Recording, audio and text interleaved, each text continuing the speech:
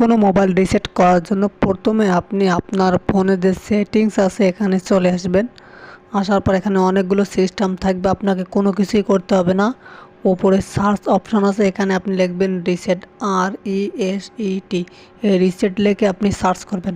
Search করার পর একটু অপেক্ষা করবেন। যারা ভিডিওটি দেখতেছেন প্লিজ সাবস্ক্রাইব করে অনেক বেশি শেয়ার করে দিবেন। দেখেন এখানে রিসেট নামে অনেকগুলো অপশন পাবেন, তো আপনি যে কোনো একটা অপশনের উপর ক্লিক করতে পারেন। তবে এখানে দেখেন ইরেজ অল ডাটা আছে, এটা আপনার দেখাবে। তো আপনি সরাসরি ইরেজ অল ডাটা যে নিচে আছে এখানে আপনি একটা ক্লিক করে দেবেন। ক্লিক করে দেওয়ার পর এখানে দেখেন লেখা আছে ইরেজ অল ডাটা বা ফ্যাক্টরি রিসেট। দেন আপনি এখানে ক্লিক করবেন। ক্লিক করার পর দেখেন ইরেজ অল ডাটায়, ইরেজ অল ডাটাতে আপনি ক্লিক করবেন।